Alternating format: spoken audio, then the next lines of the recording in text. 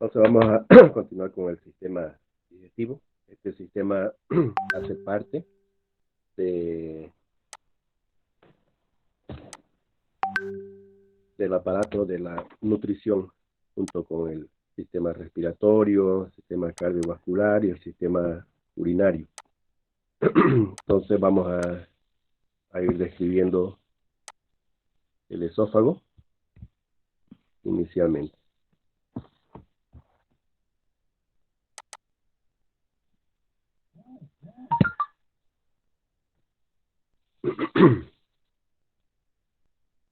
Bien.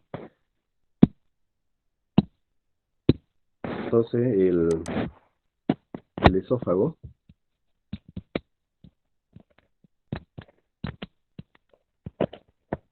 este esófago es un órgano músculo membranoso que mide alrededor de unos 25 centímetros de longitud y él se extiende desde la región cervical, más o menos a partir de la C6, donde se encuentra el cartílago cricoide, hasta la torácica 11.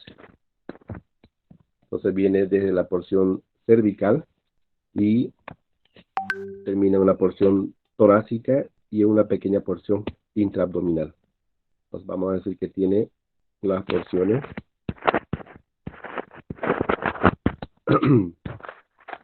cervical,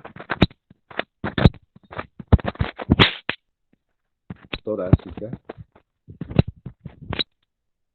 e intraabdominal, la porción intraabdominal, una pequeña porción intraabdominal. Bien. La porción cervical está iniciando más o menos a nivel de C6 en relación con el cartílago cricoide. Es continuación a ese nivel de la faringe.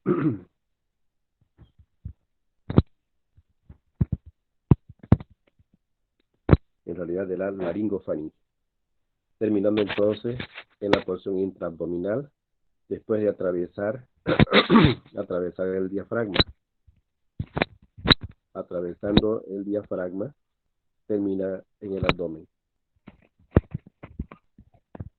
Este diafragma lo atraviesa a nivel del hiato esofágico, que está formado por la división o el espacio que le hace el pilar derecho del diafragma. Entonces, a nivel del pilar derecho del diafragma, en el hiato esofágico, que estaría más o menos a nivel de la vértebra torácica 10.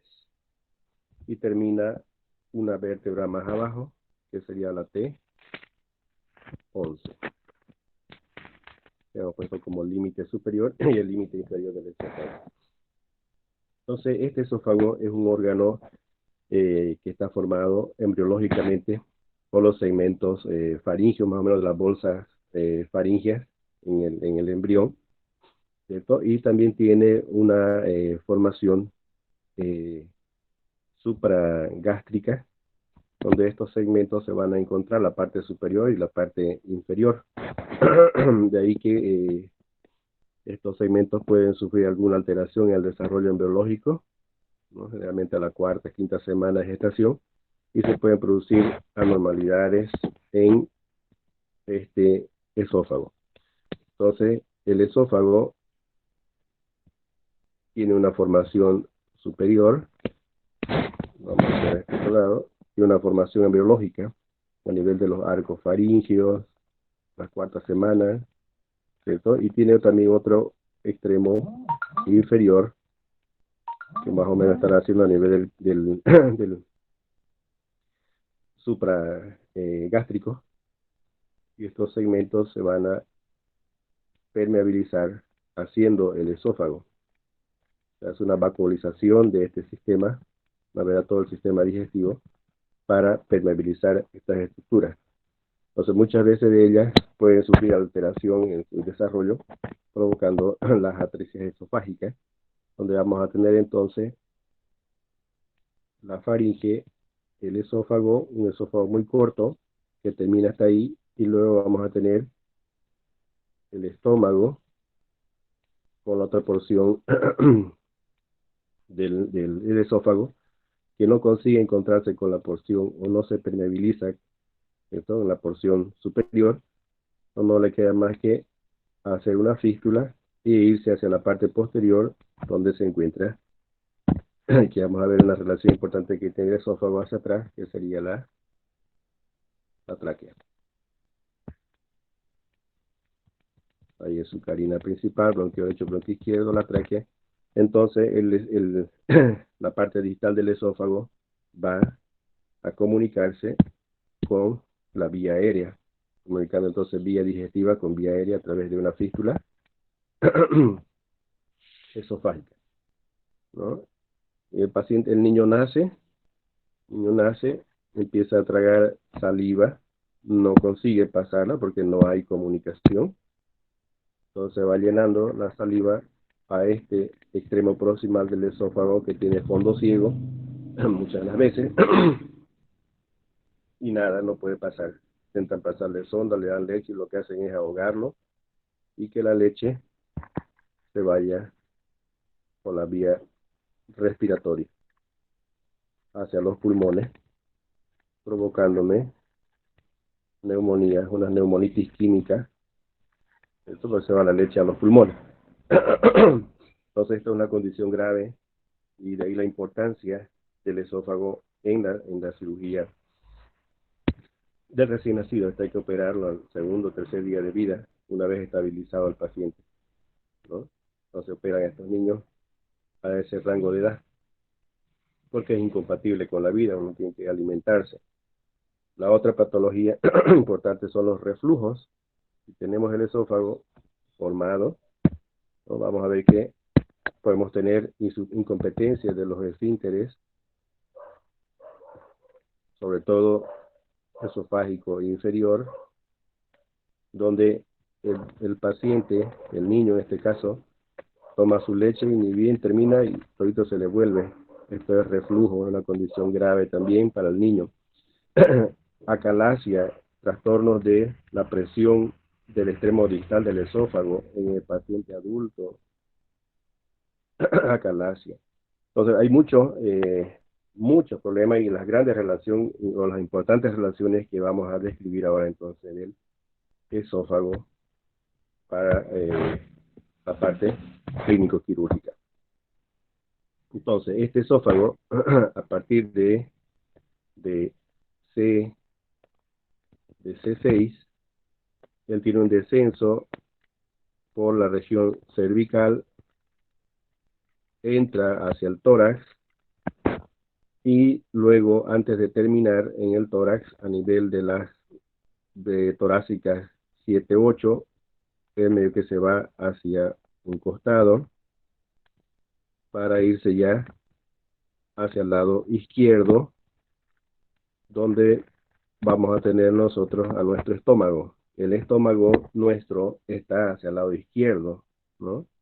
La parte del estómago donde va a desembocar el esófago está hacia el lado izquierdo, por tanto él cambia de dirección y se va hacia el lado izquierdo, atraviesa el diafragma y termina entonces en la región abdominal.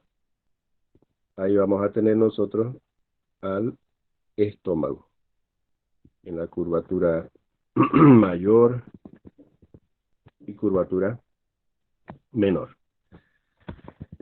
Entonces, más o menos a nivel de T7 va cambiando de dirección, a nivel de T10 atraviesa el pilar derecho del diafragma, ¿no? Entonces, el pilar derecho del diafragma, como recordarán, están insertando a nivel de las vértebras lumbares. Este pilar derecho es el más grueso, es el más voluminoso en comparación con el pilar izquierdo. Este pilar derecho se abre un ojal que permite el paso de el esófago. Por eso es que dice atraviesa el pilar derecho en ese ojal, en ese hiato que hace este pilar. Pilar derecho. El pilar izquierdo, se encuentra más o menos acá en relación a la curvatura menor. Este pilar izquierdo, pocas hilachas manda musculares hacia el lado derecho. Él mayoritariamente se queda hacia el mismo lado izquierdo. Y de ahí vamos a tener nosotros estos pilares, las inserciones también a nivel del cuadrado lumbar, del músculo psoas, de las inserciones costales que tiene el músculo diafragma, viéndose hacia el centro frénico o tendón central. ¿No? Vamos a tener entonces la inserción del músculo diafragma, inserción posterior y la relación que tiene entonces con estos órganos del sistema digestivo que estamos viendo ahora. Si lo atraviesa el hiato esofágico a nivel de T10, vamos a tener que él termina aquí a nivel de T11. Entonces, un poquito más desciende, dejando esta porción que voy a poner en otro color, que es la porción intraabdominal. Entonces estaría terminando más o menos a nivel de T11. Este segmento intraabdominal es importante en la competencia del esfínter esofágico inferior, que luego lo vamos a mencionar. Entonces, a nivel cervical, este esófago desciende por delante, por delante de él se encuentra la tráquea. Entonces, el descenso a nivel cervical, la relación que tiene a nivel cervical de nuestro esófago, sería acá arriba el cartílago cricoides. Luego tenemos la tráquea que desciende por delante, se hace intertorácica y a nivel de T4, entre T4 más o menos y T5, la tráquea se divide a nivel de su carina principal en un bronquio izquierdo y un bronquio derecho. Entonces, la carina principal, ahí está la tráquea. Como relación importante hacia la parte anterior. Por otro lado, a nivel cervical, y más o menos pasando por el segundo al tercer anillo traqueal, se encuentra el istmo de la glándula tiroides, que tiene sus lóbulos hacia las partes laterales. Tiene el lóbulo piramidal, un pequeño lóbulito ahí a nivel del istmo. Entonces esta es la glándula tiroides, que sería relación también de nuestro esófago. Por detrás de las glándulas tiroides se encuentran las pequeñas glándulas paratiroides, que también van a hacer relación de nuestro esófago. Paquete vasculonervioso del cuello, que se encuentra lateral al esófago, o lateral en el cuello, también sería relación importante de este elemento. Uno de ellos, la carótida la carótida común hacia un lado y hacia el otro, la arteria carótida común. Tendríamos la yugular, vena yugular interna, vena yugular interna, y tendríamos el nervio que está descendiendo por el cuello, que sería el nervio vago. Relación también de nuestro esófago. Cuando el nervio vago llega hacia tórax, el vago de izquierdo,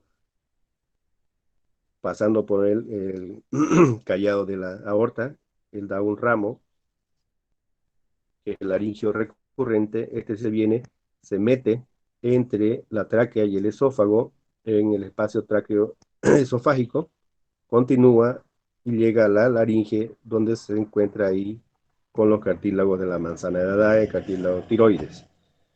El vago derecho, como no hay callado de la aorta hacia el lado derecho, da un ramo cuando ingresa al tórax, pero a nivel de la arteria subclavia. Entonces este también se mete entre la tráquea y el esófago, es recurrente, vuelve hacia la laringe, los nervios laringeos recurrentes. Esta relación es importante del esófago con estos elementos anatómicos, porque la vena, fíjense, la vena yugular interna, ya habíamos mencionado en anteriores clases que es una vía de acceso venoso central. Entonces yo puedo poner mi catéter venoso central por la vena yugular interna, irme hacia la vena cava superior y ahí dejar mi catéter central. Acontece que por la relación con el esófago, y a veces no es tan fácil como parece en la anatomía, acá, otra cosa es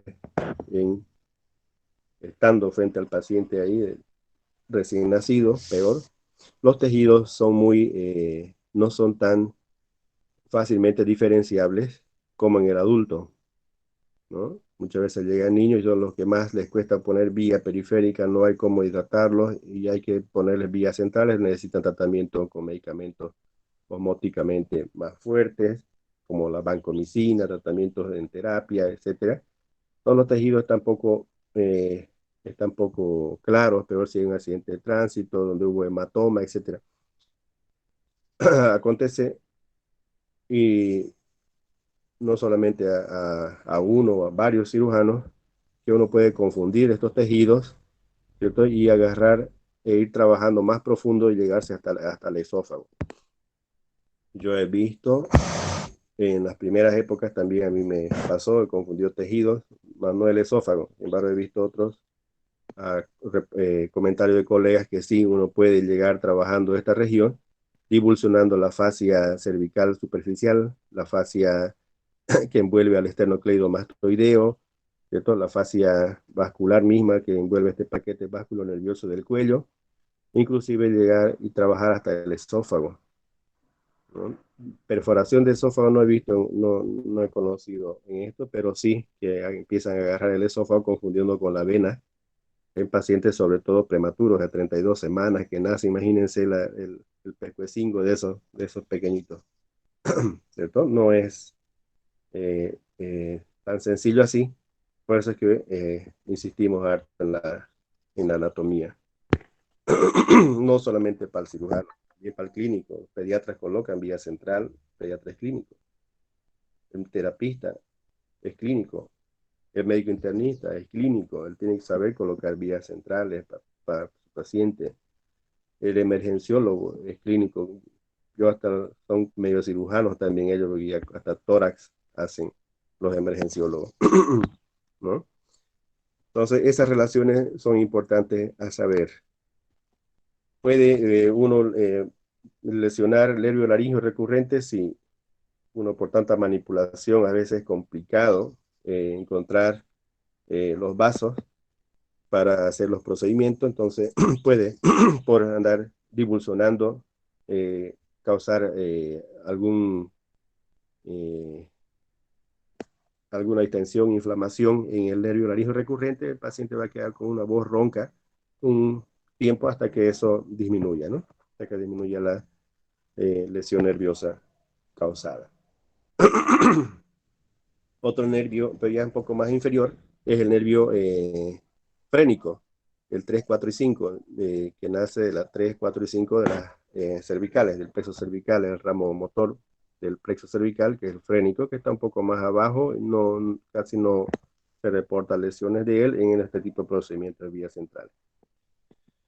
Ya una vez en el tórax, a nivel T4, T5, la relación, como el esófago se va hacia el lado izquierdo, ella tiene más relación ya con el bronquio izquierdo. A este nivel ya estamos en mediastino, ¿cierto? En el mediastino medio tendríamos una relación importante del esófago, que es la base del corazón. Entonces a este nivel estaríamos hablando del corazón y la relación importante que tiene este esófago con el corazón.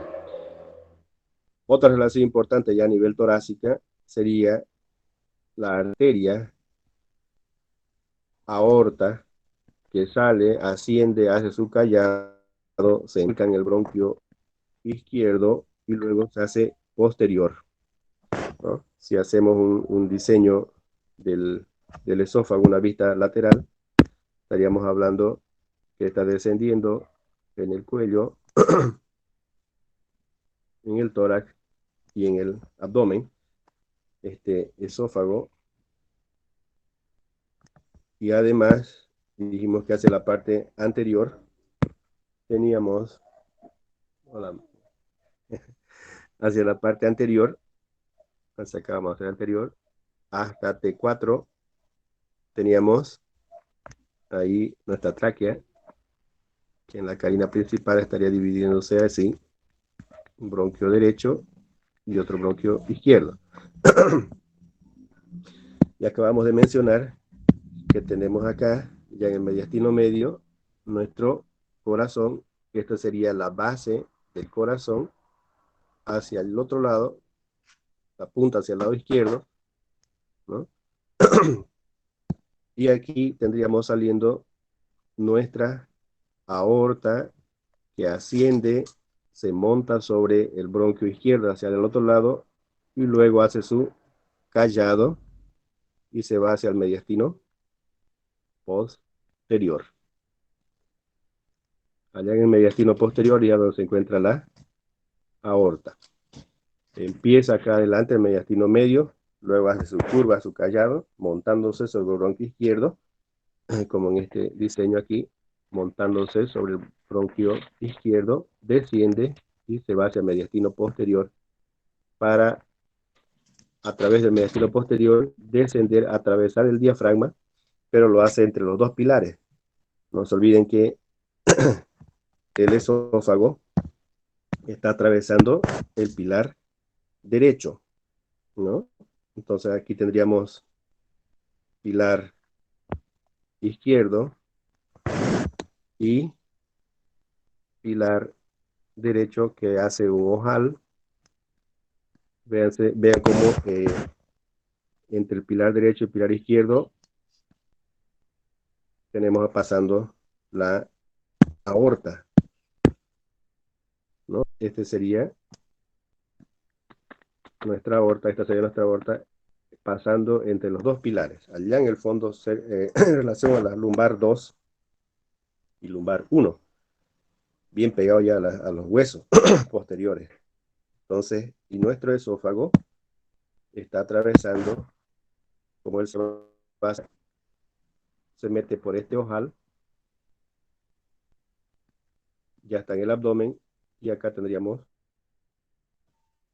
nuestro estómago, ¿cierto? Esa relación importante entonces que tiene ahora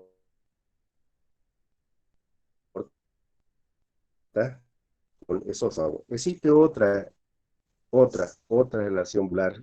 A ver, pregunta bien, y es también que la aorta está al lado izquierdo, operamos a los pacientes por el lado derecho para escaparnos de la aorta, pero al lado derecho resulta ser que nos encontramos con otra vena, otro vaso. Entonces, si ponemos, aunque está bien, si ponemos aquí que en el atrio derecho del corazón está llegando la vena cava inferior y al frente de ella, al atrio derecho, está llegando la vena cava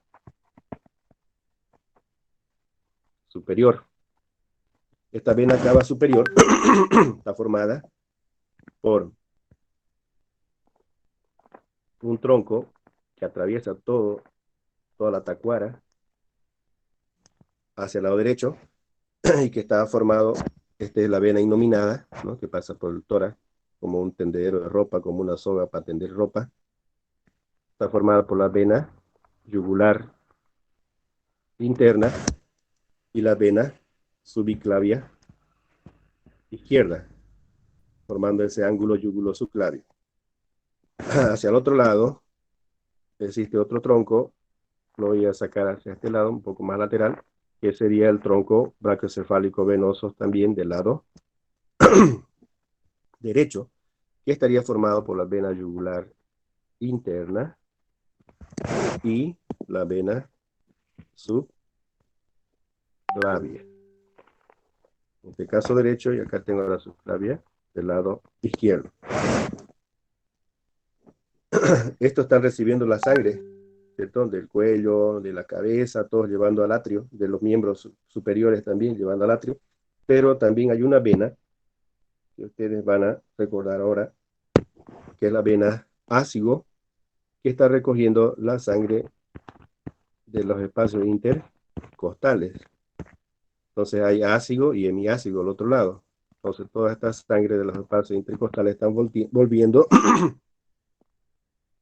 a vena ácido, que es esto, posterior, y que tiene que la sangre que está recolectando, porque también recolecta del lado izquierdo a través de la hemiácido, ¿cierto? Y tiene que llevársela directamente, se la entrega montándose sobre el bronquio derecho, en este caso, acá está el bronquio derecho, montándose sobre el derecho, hace un callado y desde el mediastino posterior termina yéndose al mediastino medio, donde se encuentra la vena cava superior.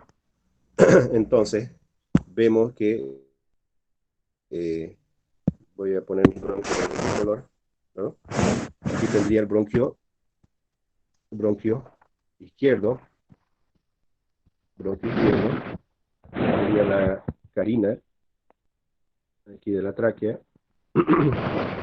y luego tengo el bronquio derecho, lo voy a hacer así más largo para que veamos cómo es que estos dos vasos, vena como arteria, se están montando sobre estos bronquios. Bronquio derecho, bronquio izquierdo. A un lado, al lado izquierdo está la aorta, es un vaso muy grande, muy voluminoso, y al lado derecho está el otro vaso, en este caso una vena, ¿no? De tal forma que si nosotros lo vemos también acá en nuestro esquema lateral, tendríamos la relación importante que tiene con el esófago esta vena ácido. Entonces está al lado derecho, muy en relación con el esófago, pasa muy cerca. Ahora cuando uno abre el tórax para operar, buscando el esófago, uno se topa primero, se trompieza con la vena ácido. Es una venota que está ahí recogiendo la sangre en el mediastino posterior de los espacios intercostales, tanto derecho como izquierdo. Luego termina haciendo su callado para irse a la vena cava superior y acá tendríamos la vena cava inferior. Cuando la atresia esofágica, por ejemplo, estamos operando a un niño 2 días, 3 días de vida, uno sigue, entra por el lado derecho, se topa ahí con la vena ácido. Generalmente esta ácido estorba ¿cierto? Para el reparo de la atresia esofágica, tenemos que, no se olviden que hay un coto proximal y acá tendríamos el coto distal de nuestro esófago. Ahí está el estómago. Entonces aquí tenemos al lado derecho la vena ácido. Esta vena ácido que se va hacia la vena cava superior. Entonces, intentando nosotros reparar, ¿cierto? Liberar estos tejidos que están adheriendo al coto proximal, liberar un poco, no mucho, sí, el extremo distal para que alcance el pedazo que falta y poder restituir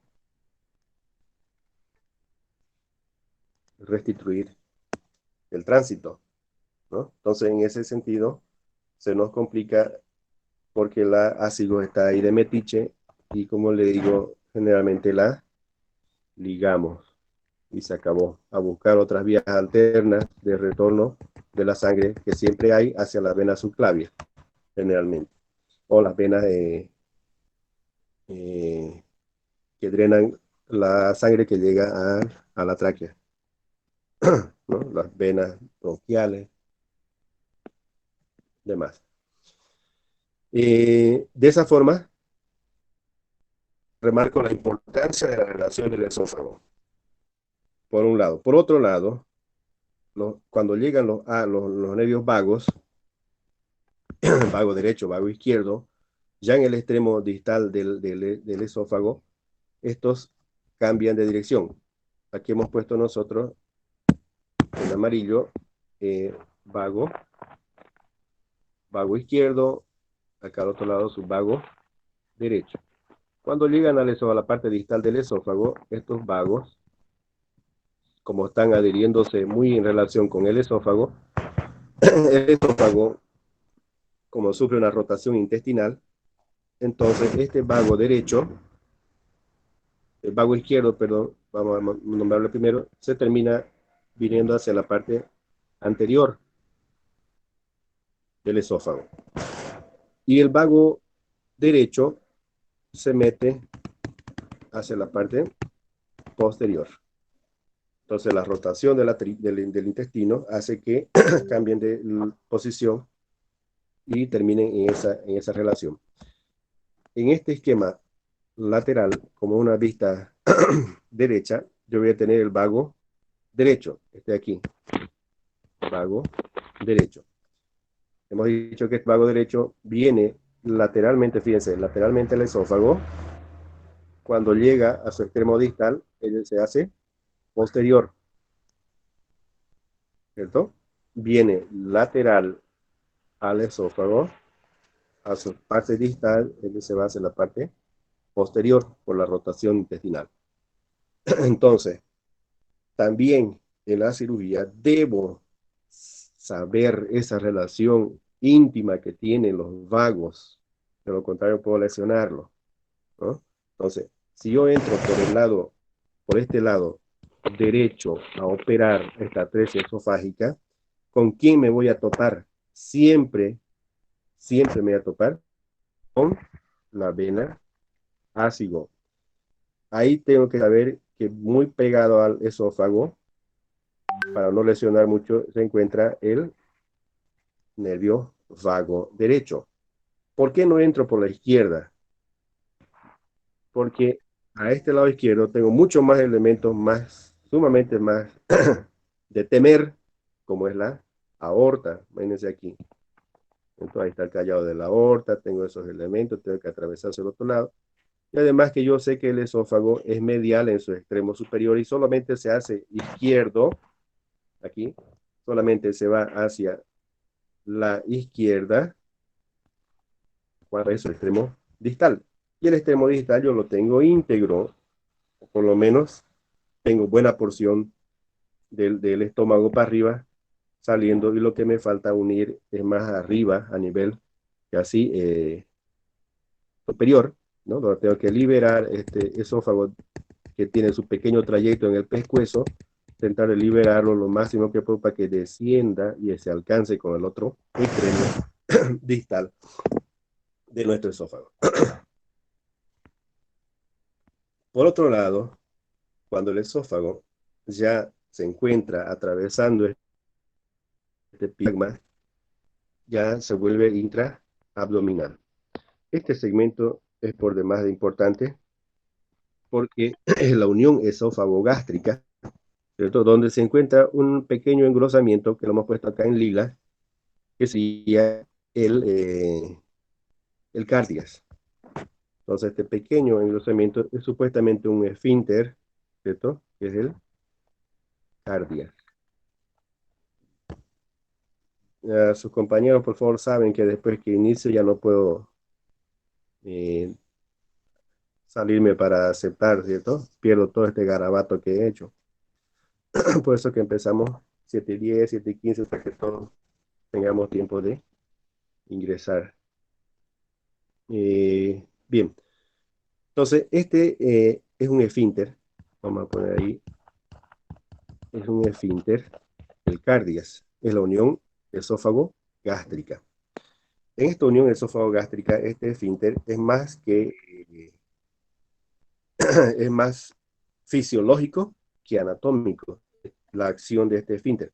A diferencia de otro esfínter que tenemos aquí en la parte distal del estómago, esto que sería el píloro. Acá. El píloro sí es una camada muscular mucho más fuerte, este píloro acá. Este sí es más mecánico. Otro es un esfínter más fisiológico, pero es tan importante el esfínter para evitar el reflujo. Los niños no se pueden alimentar. El paciente con reflujo, en el paciente adulto, también come algo y ya luego le da esa, que dicen, estoy con vinagrera, me quiere salir, como un fricasé y ya termina ardiéndome el pescuezo porque eso arde, ¿cierto? El esófago no tiene el epitelio que tiene el epitelio estomacal, por lo tanto, este epitelio que va cambiando un epitelio a un epitelio plano, estratificado el esófago sin queratina, no tiene la resistencia como para soportar la acidez del estómago y se va quemando entonces el esófago a medida que uno tiene reflujo. En el niño lo mismo. Los niños peor que son chiquitos, se les sale la lechecita con todo y ácido clorhídrico y como ellos no saben escupir, ¿no? O han visto a un bebecito escupiendo. Nada, ellos agarran, todos lo babean y la baba, a veces uno se descuida y todo se le va hacia la vía respiratoria, por eso que tienen neumonía de afección estos pacientitos. Entonces, este segmento, voy a diseñar ahí un esófago, la unión esófago-gástrica.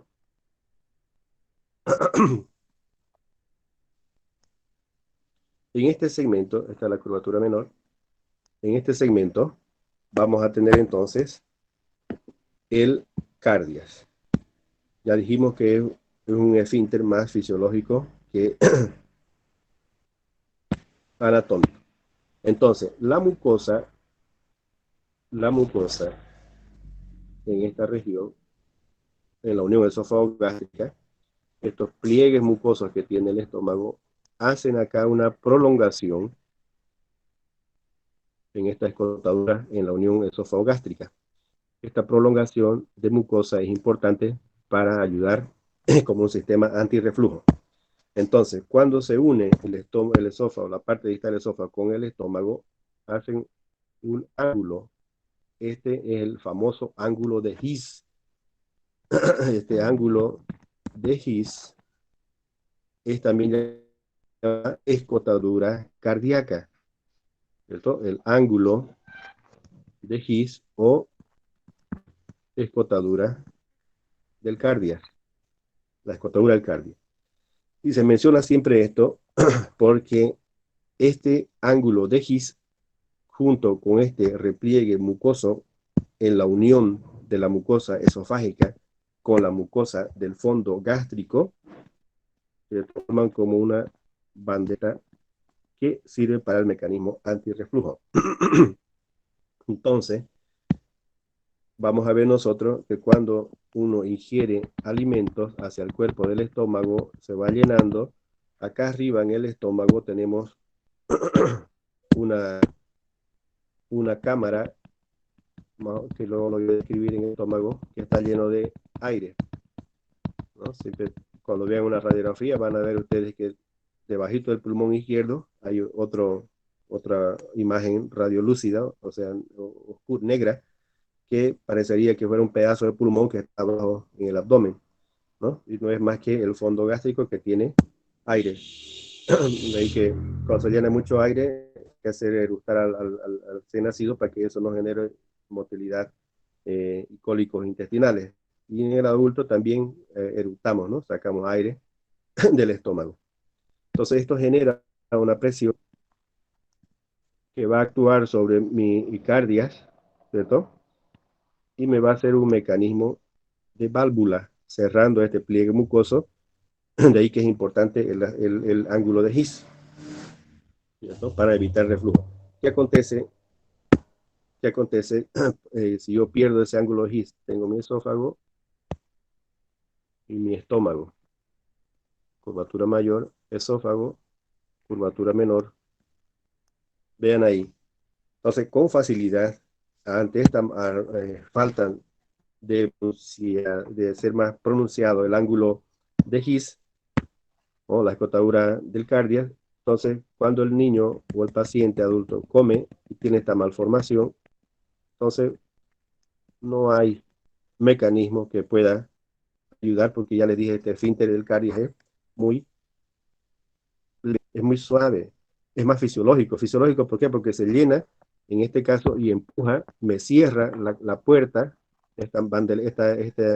este proceso mucoso del ángulo de His es cerrado por la misma presión. Mientras más coma, más se cierra.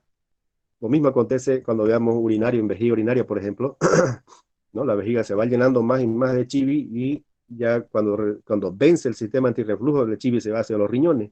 Pero generalmente no acontece porque tenemos un buen sistema antirreflujo mucoso, ¿no?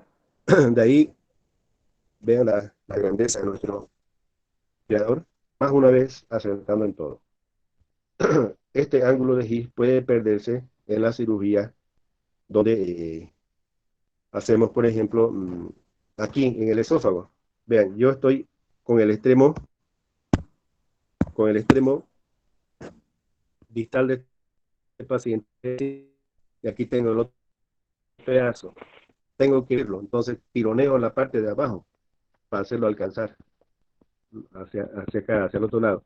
¿Qué hago con este ángulo de His?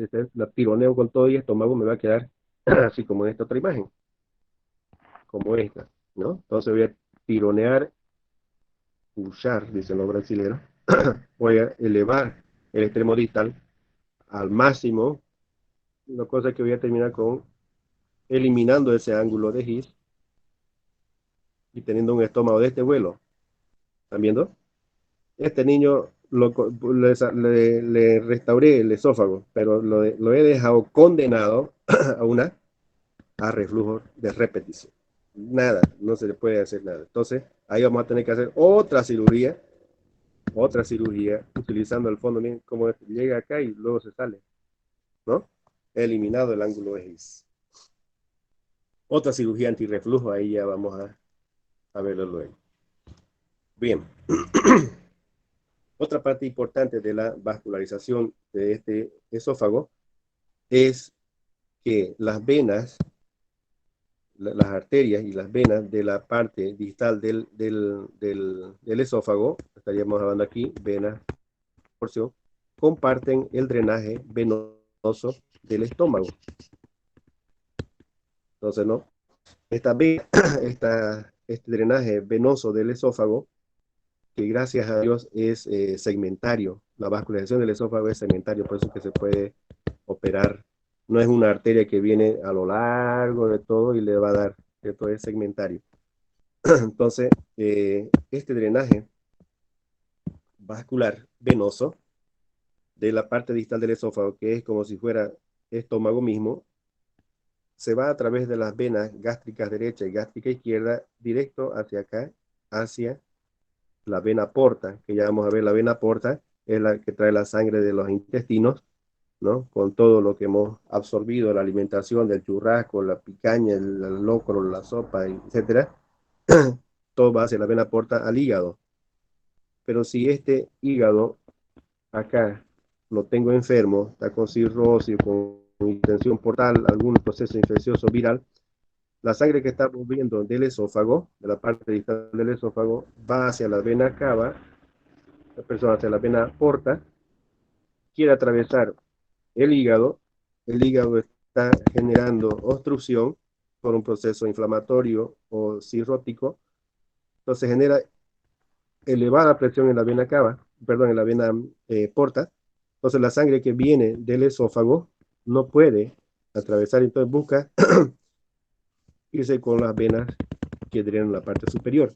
Y de ahí, como se va ingurgitando, no consigue drenar la sangre, se va viendo unas varices, acá, como las varices de las piernas, se forman unas varices, y por irritación del ácido clorhídrico en los reflujos y constante lesión por el vómito, entonces son venas muy gruesas y fácilmente pueden romperse y generar sangrado. El paciente bota sangre rutilante, roja, a través de la boca, ¿no? Por esa condición anatómica especial que tiene el esófago. No es cualquier vaina, nuestro esófago es complejo, hasta para en la misma anatomía y peor todavía para operar por la delicadeza que tiene. Cuando hacemos entonces la vista del esófago, vamos a ver que este esófago, ¿en qué color estoy? Bien, tiene en su composición muscular unas fibras musculares profundas que son circulares. Entonces, voy a tener unas fibras circulares. Este esófago, que es un tubo que está cerrado, se abre solamente cuando uno va a deglutir, ¿cierto? Es un esófago, es un orificio virtual. Cuando pasa un trago de agua, se va abriendo. Así tendríamos el músculo circular. Entonces, si hacemos un corte, nosotros aquí vamos a ver que este esófago tiene esta forma, su mucosa está plegada una pared anterior con la otra pared, ¿no? Llamamos mucosa, la submucosa del estófago, tendríamos la camada muscular circular hacia la parte anterior, hacia la parte posterior, y tendríamos la camada muscular así cortada en este corte, que serían las fibras longitudinales. Y por último, tendríamos una adventicia, porque no hay serosa, ¿cierto? La serosa es como el peritoneo para las vísceras, como para el estómago. Entonces, solamente una adventicia. La capa circular es interna. La capa longitudinal, entonces, es externa. Tendríamos entonces las fibras longitudinales, en este sentido, y son las más fuertes del esófago. Anterior, ellas terminan se lateralizando a nivel del cricoide más o menos, dejándome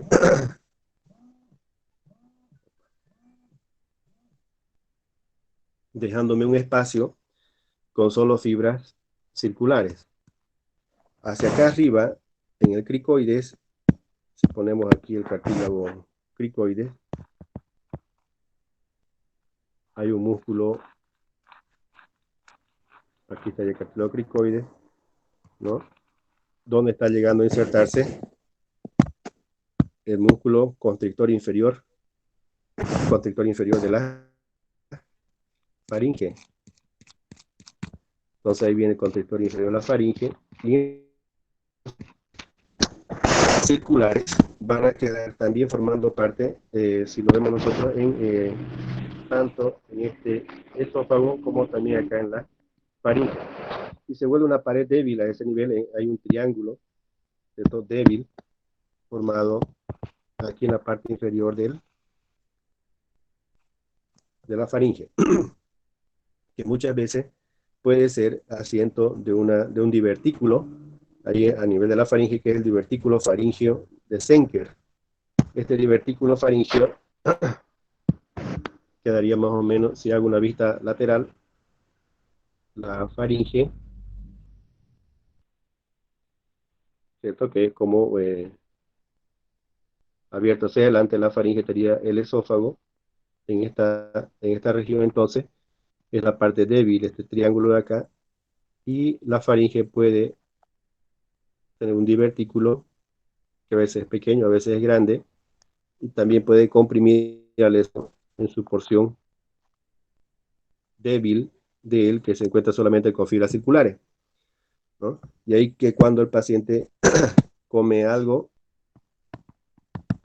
un choclo, y aquí se le va acumulando también restos de comida, y como está guardada ahí, hace presión al esófago, problemas de disfagia para deglutir, y genera mal aliento, halitosis, y aunque se cepillen los dientes a cada momento, van a perder esa situación de mal aliento debido a este divertículo faríngeo de Zenker, que tiene también repercusión en el esófago.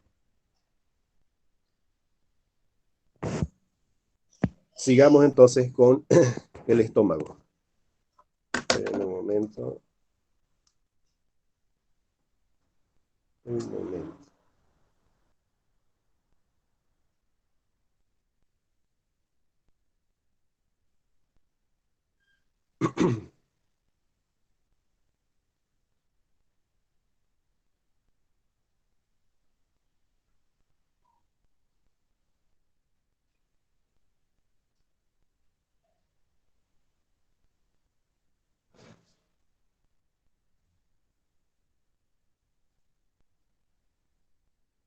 In progress. Que trabaja encima de un grupo de hacer.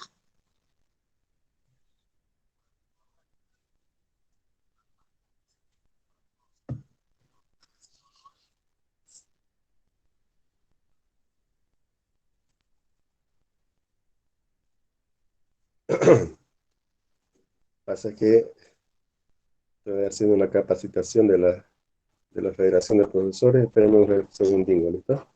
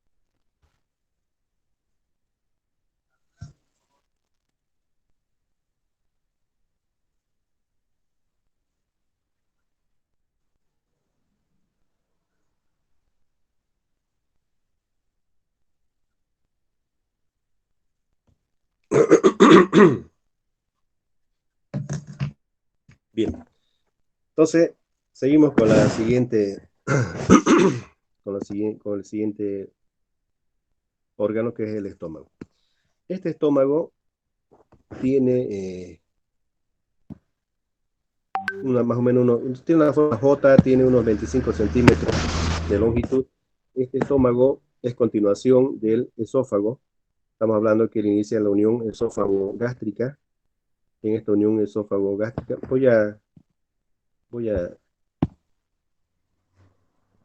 vamos a hacerlo así. Un poco exagerado la desviación hacia la izquierda. Tendríamos la curvatura mayor del estómago. Tenemos la curvatura menor, que es medio vertical, luego cambia de dirección, pero continúa siendo parte del estómago todo esto acá, ¿no?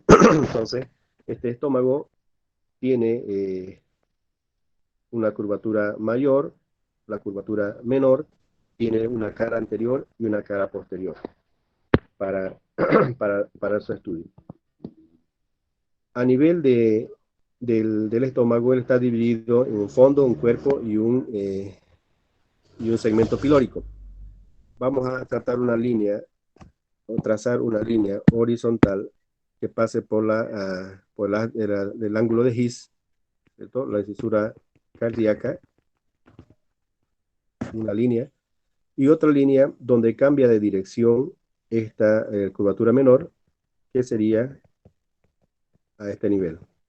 Por lo tanto, tenemos el fondo del estómago, el cuerpo del estómago y el segmento pilórico, ¿ya? El segmento pilórico, que está dividido este segmento pilórico funcionalmente en dos partes. Uno que sería el antro pilórico, y otro que es el canal pilórico en sí. Todo eso es el píloro, el segmento pilórico. Entonces, este órgano se encuentra ubicado topográficamente hacia el lado izquierdo, en el cuadrante superior izquierdo del abdomen. Luego tengo una imagen, les voy a mostrar sobre la división topográfica del abdomen. Entonces se encuentra ubicado en la parte superior izquierda del abdomen. Si hacemos la relación que tiene con la anatomía de superficie del estómago, la cara anterior estaría más o menos ubicada hacia el lado izquierdo. Entonces acá tendríamos el esternón, el apéndice sifoides, y hacia el otro lado. En la unión del apéndice sifoide con el cuerpo del esternón, tendríamos acá la última costilla, ¿verdad? Que es la séptima costilla, y tendríamos el cartílago costal de la séptima y su porción ósea sería la séptima costilla como relación importante de la unión esófago-gástrica, ese ángulo de His, ¿no? O la escotadura del cardio. Por lo tanto, todo hacia el lado izquierdo. Pero también, si vemos entre los 9 cuadrantes que vamos a dividir enseguida el abdomen, ese estaría ubicado sobre el epigastrio, ¿no? Hacia el epigastrio, que es la zona media acá. Por debajo ya tendríamos el reborde costal. Tendríamos, si esta es la 7, vamos acá a ponerla 8, 9 y la décima costilla que hacen el reborde costal. Todo el fondo y el cuerpo del estómago están protegidos por la parrilla costal en su parte más inferior, ¿no? Hacia arriba tendríamos la otra que llega directo al cartílago, que sería la sexta y el quinto cartílago, y acá está el cuarto. Entonces el estómago tiene su parte allá metida, protegida entre los arcos costales, entre la parrilla costal nuestra, por un lado. Entonces la cara anterior estaría en relación tanto a la parrilla costal, pero también va a estar en relación al músculo que ya hemos citado en el abdomen, que es el músculo recto anterior del abdomen, que estaba insertando en los cartílagos de la séptima costilla, el arco costal, ¿cierto? Y que va a ir por delante de nuestro estómago.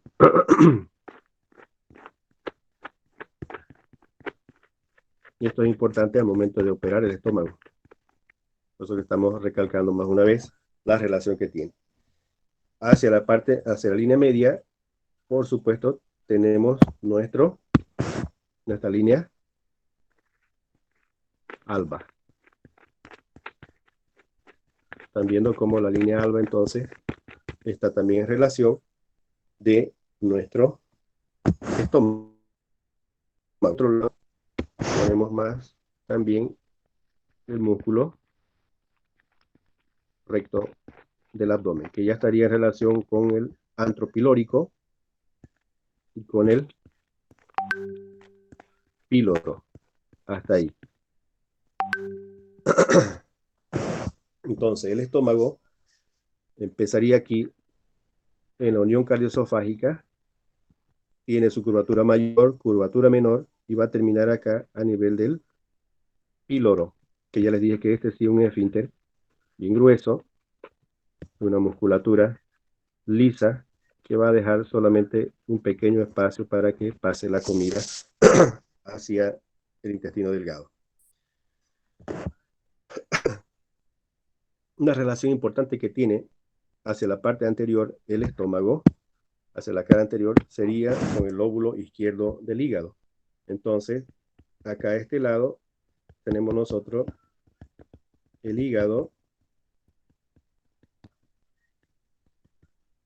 que asciende más o menos la cúpula diafragmática hasta el quinto espacio intercostal. ¿Vean? Estamos bajo las costillas. Y luego este hígado va por el reborde costal en su lóbulo derecho y su lóbulo izquierdo, que se dirige hacia el lado izquierdo. Entonces tengo lóbulo derecho y lóbulo izquierdo. Si yo le pongo costillas al otro lado, voy a tener lo mismo. Aquí el séptimo cartílago costal, sexto, quinto, etc. ¿No? Y el cuarto. Entonces acá tendríamos el arco, el reborde costal, fíjense, de la octava, novena y décima costilla, que van entonces a cubrir este borde inferior del hígado. Y tendríamos décimo primera, décimo segunda costilla. Entonces, por eso es que uno no puede palpar su hígado, a no ser que esté inflamado, que esté agrandado el hígado, uno puede tocarlo por debajo del reborde costal derecho. ¿No? Entonces, aquí vamos a poner paciente.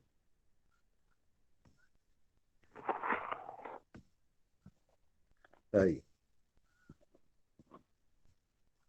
¿Listo? Entonces, esa es la relación hacia la parte anterior. Hacia la parte posterior, voy a utilizar este esquema de acá, hacia la parte posterior, tenemos nosotros al diafragma. Ya lo hemos diseñado acá, hemos visto el pilar que tiene, todo esto aquí es diafragma. Y este diafragma va a la cúpula diafragmática hasta el quinto espacio intercostal del tórax, y está llegando a insertarse en los pilares del diafragma, más o menos a nivel de, pero al L1 y L2. Entonces, el estómago estaría, si yo diseño aquí esófago, perdón, músculo todavía, músculo diafragma, tendríamos esta relación hacia allá atrás, de todo hacia acá, hasta arriba nomás lo dejo, pero tendríamos metido hasta aquí atrás las fibras diafragma. Entonces, el estómago está tiene relación importante con este diafragma. Otra relación importante, vamos a hacer el lecho gástrico. Una relación importante que tiene el estómago es hacia la parte izquierda con el vaso. Entonces, acá estaría por detrás el vaso con su polo anterior, su polo posterior, su borde superior y su borde inferior. Ahí tendríamos el vaso. Una relación importante también que tiene este estómago hacia la parte posterior sería con el páncreas. El páncreas tiene acá su cabeza, un pico o gancho del páncreas. Luego este páncreas se monta a nivel del cuello sobre sobre las vértebras, bien posterior al páncreas, y su cuerpo se va por detrás del estómago, o sea, relación posterior, y llega la cola del páncreas hasta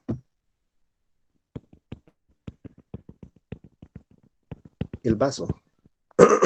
Entonces, es una relación posterior. Por detrás de estos órganos, por detrás de estos órganos se encontraría el riñón izquierdo. Ya saben que el estómago está yendo hacia el lado izquierdo. Entonces aquí le vamos a poner el riñón izquierdo. Acá, en relación con el vaso, tendríamos aquí, allá en el fondo, por debajo de la de T12, L1, L2, L3, el riñón con su glándula suprarrenal que estaría detrás del estómago, ¿no? Entonces, el riñón luego va a tener su pelvis renal, su ureter a ese nivel. Otra relación importante que tiene el estómago es con el ángulo, con el colon. Entonces, el colon también es relación hacia acá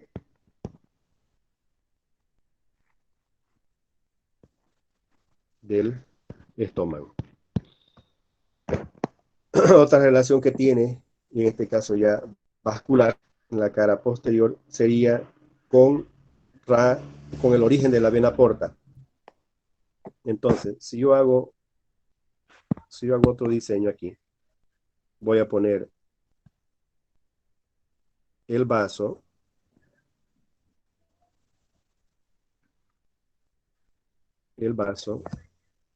rápido vamos a hacerlo, el páncreas con su cuerpo, su cola.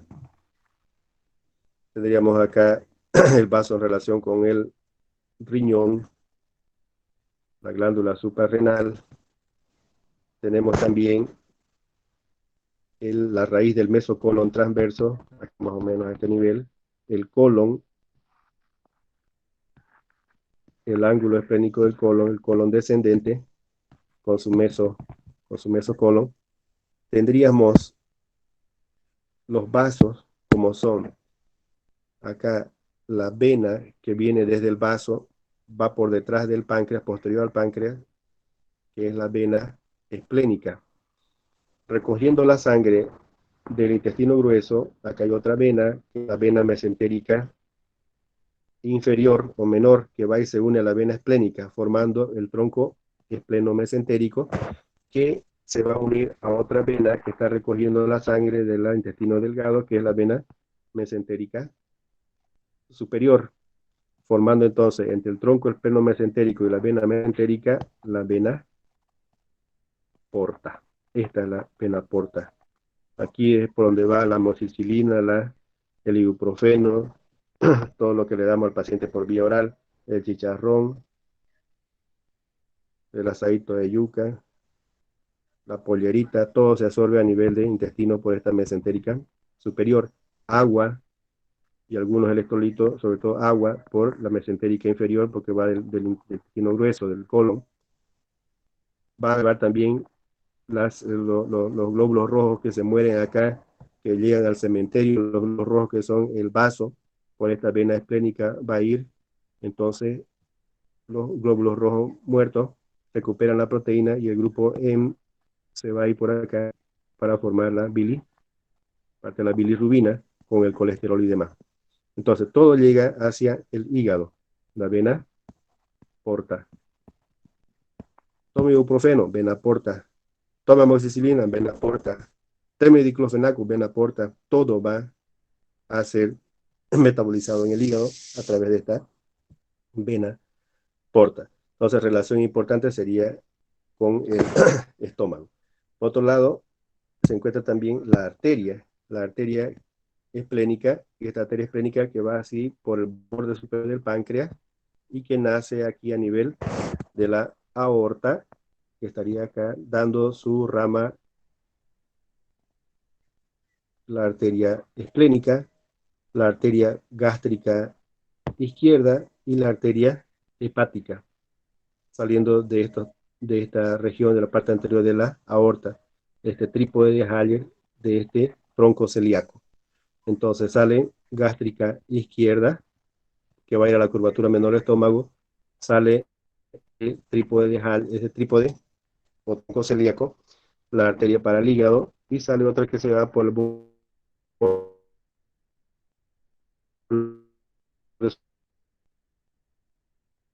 hacia el vaso, que es la arteria esplénica. Y ahí entonces ya nosotros le vamos a poner encima a nuestro estómago. Nuestro estómago está llegando aquí el esófago, nuestra curvatura mayor, el fondo, la curvatura mayor que viene por delante en relación con el vaso, con el páncreas, con el colon, por delante, o sea, anterior a los vasos que hemos mencionado hace un momento. Y curvatura menor continúa y tenemos nuestro píloro. Para continuarse con la primera porción del duodeno, que sería la ampolla duodenal, que la vamos a ver la próxima. Entonces, de esa manera, el estómago se encuentra por delante de estos órganos a saber que hemos mencionado. En la curvatura menor, entonces, acabamos de mencionar que se encuentra esta arteria gástrica izquierda, que da un ramito que va hacia el esófago y después va a dar ramos a toda la curvatura menor. Esta es la gástrica izquierda. La gástrica derecha nace de acá de la hepática y se viene también a darle alcance, a la otra gástrica izquierda. Entonces, gástrica derecha con gástrica izquierda. La derecha está acá, hacia el lado derecho, la otra hacia el lado izquierdo. Entonces, ahí se va a vascularizar entonces la curvatura menor. De esta arteria, de la hepática, la que está yendo acá hacia el hígado, hay una rama que desciende por detrás de la primera porción del duodeno, la pancreatoduodenal. Esta da una rama gastroepicloica que se da por la curvatura mayor, aquí por la curvatura mayor. Y acá en la curvatura mayor hay otra rama que está saliendo de la esplénica, que es también gastroepicloica, que es también gastroepicloica o gastromental, pero en este caso izquierda. Esta es gastromental derecha. No se preocupe, vamos a ver después vascularización a detalle. Solo quiero que sepan la relación que tiene con estas arterias aquí, ¿no? Gastromental, porque va entre los aumentos que vamos a ver enseguida. Entonces de ahí nacen las ramas, los vasos gástricos, estos vasos cortos que van a ir a vascularizar la curva mayor por estas ramas de la arteria gastroepicloica derecha y gastroepicloica izquierda, o gastromental derecha y gastromental izquierda, por la curvatura mayor. Por la curvatura menor ya dijimos las gástricas, que da un ramito al esófago, y luego también va a dar ramos hacia la curvatura menor, ¿no? De esa forma, el estómago está muy bien vascularizado por sus curvaturas, que son importantes a la hora de la cirugía. Bien. Ya hemos visto entonces relaciones anteriores, relaciones posteriores. Esta relación posterior que hemos diseñado aquí, el estómago se pone en relación con estos órganos que hemos visto a través de una transcavidad. Se llama la transcavidad de los epiplones. ¿Qué es la transcavidad de los epiplones? Es un espacio peritoneal que al momento de sufrir la rotación de la intestinal, entonces la anterior clase era que el peritoneo era como un forro. Entonces cuando las tripas se dan vueltas, se movilizan para irse, rotan para fijarse a la pared posterior del abdomen, entonces también arrastran este forro y hacen una especie de una transcavidad mismo, ¿cierto? En la rotación. Cuando veamos peritoneo, no vamos a intentar aprofundar en eso ahí. Entonces, el estómago por detrás tiene peritoneo y está separado de esto, del páncreas, que es retroperitoneal, de los vasos que hemos visto, del riñón, que es retroperitoneal, de la glándula suprarrenal, que es retroperitoneal, a través de esto transcavidad de los epiplones que se forma por la rotación intestinal que sufre nuestro sistema digestivo. Hacia la curvatura menor, estos vasos que hemos mencionado están cubiertos o están contenidos en un repliegue peritoneal que va a unir la curvatura menor del estómago con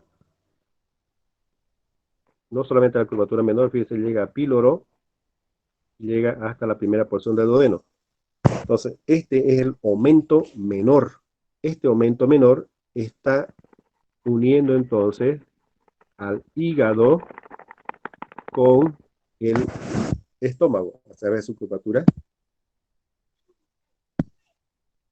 curvatura, menor. Entonces, acá tendríamos nuestro hígado que está siendo unido a través de esta estructura, ¿cierto? Por el aumento menor. Aumento menor. Aquí lo vamos a diseñar de nuevo.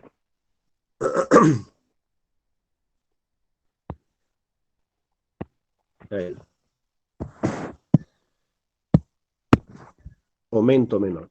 Este aumento menor, cuando llega a la primera porción del duodeno, se engrosa de esa manera y forma un borde libre entre la primera porción y el hígado.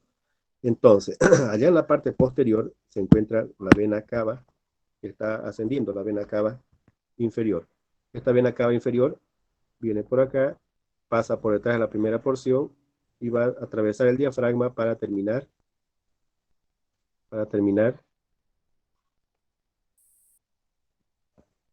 en el atrio derecho del corazón. Esta sería la vena cava inferior. ¿Cierto? Entonces, esta vena cava inferior, que está allá en la parte posterior, junto con el borde libre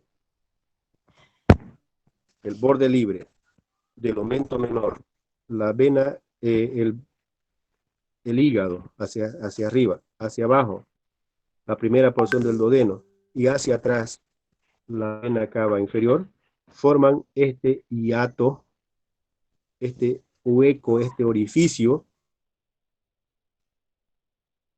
que permite la entrada de mi dedo, por ejemplo. Yo meto mi dedo acá para irme a la transcavidad de los epiplones.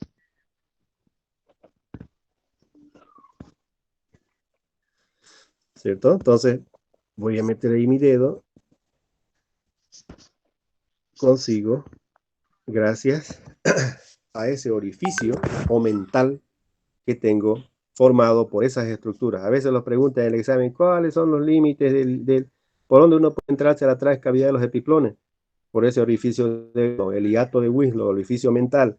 ¿Cuáles son los límites? Ya saben, hasta arriba está el hígado, hacia abajo está la primera porción del duodeno, hacia adelante se encuentra el borde libre del aumento menor que une hígado con estómago, y hacia atrás la vena cava inferior, ¿cierto? Es el ingreso a esa tracavera, no existe otro ingreso natural.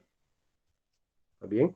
Y este borde libre del del esófago, del aumento menor, se encuentran en el borde libre las siguientes estructuras. Aquí vamos a tener que está la arteria hepática, siguiendo al hígado, la arteria hepática. También se encuentra el conducto colédoco,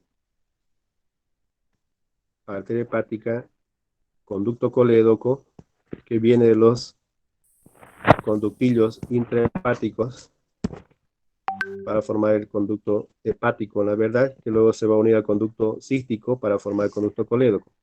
Entonces tenemos esas estructuras en ese borde libre, y otro elemento que tenemos es la vena porta. Entonces acá, vena porta, conducto colédoco. La vena porta es más posterior, el conducto colédoco está hacia el lado derecho y la arteria hacia el lado izquierdo. Entonces lo voy a intentar de rediseñar. Tengo la vena, tengo el conducto hepático, ahí en verde, tengo la arteria que tendríamos hacia acá, ¿no? En este nivel. Esos vasos ahí, cuando hacen la ecografía abdominal, ubicar el conducto colédoco, cuando uno busca una piedra en el colédoco, para ver si es que no hay litiasis que está obstruyendo esa vía, ¿no? Y los ecografistas en el ultrasonido le llaman el signo de Mickey Mouse, ¿no? Entonces, cuando hacen el corte, hay la vena porta, conducto colédoco, no, perdón, colédoco que es anterior, y la arteria hepática. Entonces, más o menos como la imagen del Mickey Mouse. Bien. Por otro lado, en la curvatura mayor, nosotros otro aumento, otro repliegue peritoneal. Este sí es más largo. Este repliegue peritoneal va en toda la curvatura mayor. Es un tejido conectivo especial, este peritoneo. ¿Cierto? Entonces llega también a poner relación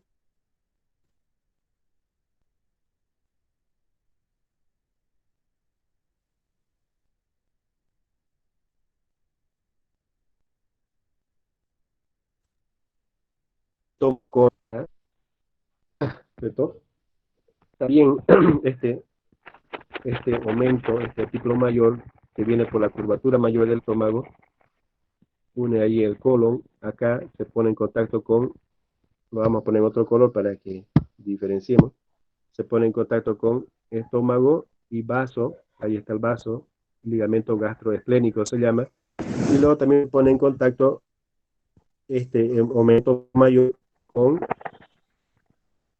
el diafragma, eso ahí en amarillo oscuro es el diafragma. Entonces el estómago se prende a nivel de su curvatura mayor en el fondo hacia el diafragma, también se fija al vaso y luego al colon y forma su epiplón mayor. Este epiplón, aumento mayor, tiene dos hojas. Una hoja que está insertándose en el estómago y otra hoja que está en el colon transverso. Y hago un diseño, si es acá, una vista lateral del estómago, y por debajo del estómago el colon transverso, un corte medial, ¿cierto? Partiendo el cuerpo en la mitad, un corte longitudinal. Entonces voy a tener que este está saliendo de la curvatura mayor del estómago, de la curvatura mayor del estómago, desciende, se vuelve y se inserta en el colon transverso, cosa que tiene dos hojas. Tiene una hoja anterior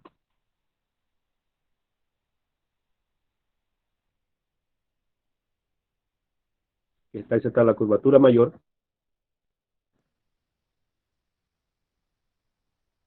está acá en la curvatura mayor del estómago, la vuelve a ir en el colon, mayor, desciende como un delantal, como un mandil para lavar ropa, mandil para cocinar, ¿cierto? Protegiendo a todas las asas intestinales que se van a encontrar aquí, intestino delgado. Y esta también es importante, este epiplón, porque protege cuando hay, por ejemplo, la apendicitis. Este epiplón, por eso le decía un tejido tan especial, que agarra, sabe que el apéndice cualquier rato se va a reventar y él se moviliza, viene, avanza como un protector.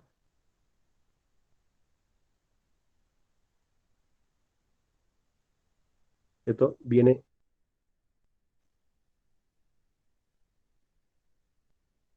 y la enreda en una víscera perforada, este también vuelve para que no esté derramando caca a toda la cavidad abdominal. Entonces, a esto aquí, cuando el apéndice está por reventarse, está inflamada, él empieza a ir a encapsularla para que cuando reviente no libere la caca por todos lados, ¿no? Tejido purulento. Entonces, a esto se llama plastrón, plastrón apendicular. Cuando uno entra a operar, entonces tiene que liberar todo este tejido, botarlo para un lado al delantal, al aumento mayor, ¿cierto? Pero cuando uno acuerda, otra vez está metiendo su cuchara allá en la herida, en el sitio quirúrgico. Es espectacular nuestro organismo, ¿no? Todos tentando bloquear. Si hay un acuchillado, le metieron una punta en los asaltantes, perforaron tripa, toditos se movilizan allá a bloquear tanto, no solamente el piplo mayor, el delantal, sino también las mismas tripas van y se meten. El colon sigmoide, otro metiche, también va y se mete allá al fondo a bloquear para que no se disemine la pus, para que no se largue toda la materia fecal hacia la cavidad. A veces no les da tiempo, pero ellos es su función, es ahí. ¿Listo? Ese entonces es un epiplon, el aumento mayor que une estómago con colon transverso. El aumento menor es estómago con hígado. Por último, este estómago, como es una licuadora, bate todo, para arriba, para abajo, adelante, hacia atrás, de afuera, hacia adentro, de la derecha, de izquierda a derecha, debido a la musculatura que tiene nuestro estómago. Entonces, si hacemos un corte abriendo a nuestro estómago, vamos a ver las siguientes características. Curvatura menor, aquí me fui para abajo, tenemos nuestro píloro, que vamos a hablar enseguida. Entonces, ya habíamos mencionado que teníamos la mucosa, en la unión de la mucosa esofágica con la mucosa gástrica, este pliegue que estoy exagerando ahí para que ustedes lo recuerden en el ángulo de His, ¿no? Para el sistema antirreflujo. Pero además tenemos la mucosa gástrica. Cuando vean los dibujos del estómago van a ver que todo esto acá tenemos lleno de rugosidades en la mucosa que van a converger hacia el antro pilórico, así todo, muy gruesa realmente esta camada mucosa, ¿no? Y que llegan hacia el píloro y ahí meten su pico como, como metiéndose como pico de flauta, ¿no? Entonces se meten hacia la primera, o sea que todo esto llegan con tanta fuerza que medio se pasan hacia el duodeno, su mucosa, y ahí va a dejar entonces el pequeño orificio, ¿listo? Llegan con mucha fuerza y se pasan hacia duodeno. Entonces, cuando el píloro, cuando vemos nosotros nuestro píloro ahí, ya continuamos con el duodeno, la ampolla del duodeno, la primera porción, y vemos que también él tiene mucosa, ¿cierto? Pero es una mucosa más fina, no es tan pronunciada como la estomacal. Existe, esto es importante, un detalle anatómico importante, porque cuando hay problemas de hipertrofia pilórica, entonces nuestro píloro se engrosa de tal manera que no deja pasar ni saliva al otro lado. Esta es la hipertrofia pilórica en el niño, sobre todo primer primogénito, varoncito, y a partir de la tercera semana ya no toma leche más nada. Se hipertrofia el músculo, de tal manera que lo cierra. Toma algo, bebé, está todo tranquilo y de repente vomita todo, porque no pasa nada. Está totalmente cerrado el píloro, es un fuertísimo, ¿no? Es un músculo muy fuerte. ¿Qué es lo que? Meterle bisturí. Entonces tenemos que hacer un corte, cortar toda la musculatura, ingresar hasta la mucosa. Por eso les digo la mucosa es importante. Entramos hasta la mucosa, abrimos al píloro. Si yo hago una vista de este píloro así, un corte, voy a ver que está sumamente engrosado. Y voy a tener solamente una pequeña luz ahí. Después todito este músculo. Vean la hipertrofia que ha tenido esta musculatura, cerrándome cualquier paso de leche. Imagínense si el niño comiera alimentos sólidos, estamos hablando 3 semanas de nacido, 2 semanas, 3 semanas, entonces no pasa ni su lechecita del bebé. Hipertrofia pilórica. ¿Qué es lo que tenemos que hacer?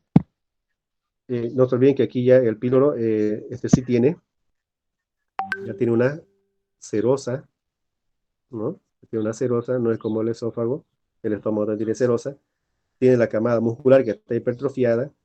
Vamos a hacer la camada mucosa, hay a peñuscadinga, ¿no? Todo lo que tenemos que hacer es abrir esa luz. Por lo tanto, vamos a operar a este paciente haciendo un corte del músculo y abriéndolo. Entonces, vamos a tener nosotros ya aquí abierto la musculatura. Tendríamos así nuestro píloro. Cortamos, abrimos, lo separamos. Entonces, nuestra mucosa va a agarrar y va a brotar por acá.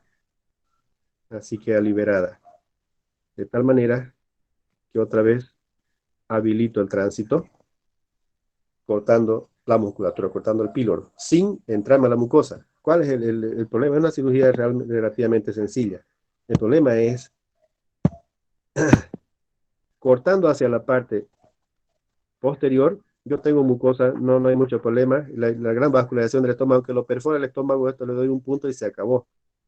El problema es que cuando voy cortando hasta la mucosa, yo tengo que llegar a la mucosa, hacia el lado del duodeno, como esta mucosa del estómago y se metió como vino hacia el duodeno, entonces, y la mucosa del duodeno es más fina, fácilmente yo puedo agarrar, y si continúo el corte hacia distal, hacia el duodeno, entrarme a este posancón de acá, que me deja la mucosa.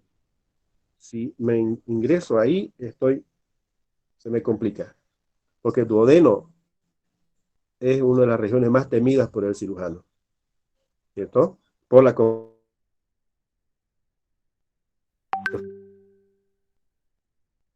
corazón, bien, etcétera, un punto al estómago, y mi profesor decía, el estómago prende hasta con moco, por la gran vascularización que tiene. Ya vimos que la curvatura menor, la curvatura mayor. ¿No? De ahí que es importante anatómicamente las camadas que tiene el estómago para el cirujano, ¿no? Algunos dicen, no, pero ¿qué tiene que ver esa histología? ¿Para qué quiero mucosa? ¿Para qué nada? Acá entra todo.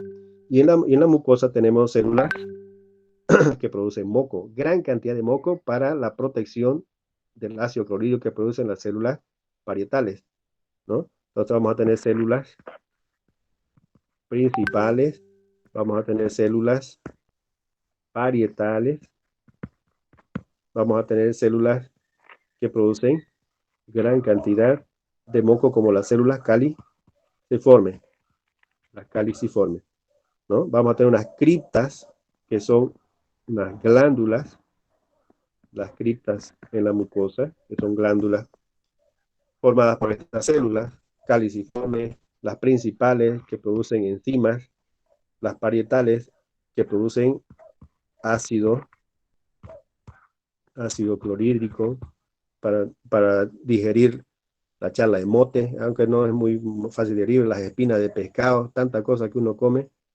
que es hecha por nuestra acidez estomacal, las principales como las enzimas digestivas, ¿no? Los pepsinógenos, todas estas células hacen parte de nuestra camada mucosa. El estómago, al ser una licuadora, tengo alguno por ahí, aquí, dibujamos.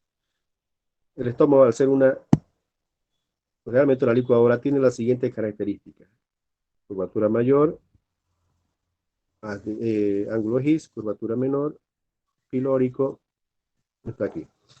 La musculatura que tiene son tres camadas. Una camada que es importantísima para el sistema antirreflujo es unos músculos oblicuos. Entonces, estos músculos oblicuos van por la parte posterior, ¿cierto? Van por la parte posterior y vuelven por la parte anterior, sobre todo a este nivel del ángulo de His. Entonces van por la parte posterior y así, posterior hacia el fondo. Y estos actúan cuando se contraen, estos ayudan a cerrar esta unión esófago-gástrica. ¿Ya? Ayudan, van a ver en una imagen que les voy a mostrar cómo ayuda esto para cerrar este ángulo y evitar el reflujo. Son las haces entonces de músculo oblicuo. De la curvatura menor hacia la curvatura mayor también van otros músculos. Por la cara anterior, cara posterior, cara anterior, cara posterior, cara anterior, en todas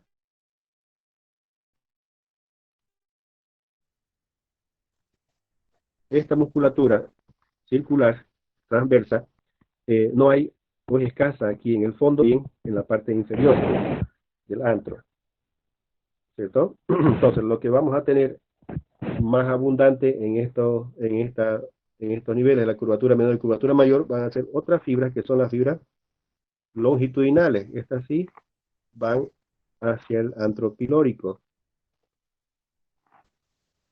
Hacia la curvatura mayor, lo mismo. Vamos a tener esta musculatura más abundante hacia las curvaturas, donde hay también mayor vascularización con las arterias que mencionamos. La gástrica derecha, gástrica izquierda, la gastropiploico gastromental derecha. De esta forma, fíjense cómo hacia la parte media, hacia la parte de la cara anterior de nuestro estómago, tenemos esta. De ahí que cuando uno opera el estómago, lo que hace es alejarse de la zona vascularizada, que son las curvaturas, e irse hacia la parte anterior para poner, por ejemplo, una sonda cuando el paciente no puede alimentarse. Hacemos una gastrostomía, ponemos una sonda directo al estómago, ¿cierto? Y nos entramos por, por esa región, por la cara anterior. Otro detalle importante es que cuando, por ejemplo, yo voy a operar el páncreas, hay un absceso pancreático acá, este páncreas, hay un quiste, un pseudoquiste pancreático grande acá, que inclusive si yo hago el estómago hacia acá, aquí tengo atrás el páncreas.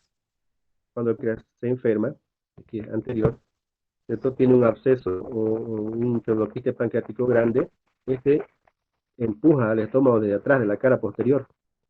¿Por dónde lo opero? Ahora ya se puede, ya metemos cámara, ¿no? Por acá y operamos a este de aquí para sacar toda esta pus que tiene el páncreas, esta necrosis. Pero antes y ahora mismo se abre la barriga, entramos a la cara anterior del estómago, abrimos la cara anterior, ya sabemos la musculatura que tiene y caemos adentro la mucosa y ahí vamos a encontrarnos con todo este absceso, este pseudoquiste pancreático que está empujando la pared posterior del estómago. Hacemos el corte y lo dejamos abierto hacia el estómago. Entonces, estas son las importancias clínico-quirúrgicas de conocer cara anterior, cara posterior, la relación que tiene, por qué se opera el páncreas abriendo el estómago, ¿no? Porque está por detrás. ¿Por dónde es más fácil ingresar? Ya dijimos que la cara anterior es menos vascularizada en la parte central, tiene menos musculatura y tiene una gran camada mucosa con todas esas características que hemos mencionado. Hasta ahí vamos a quedar hoy. El jueves avanzamos intestinos. ¿Bien?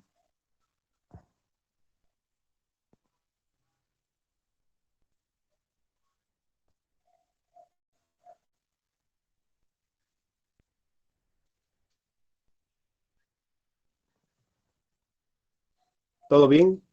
¿Todo tranquilo?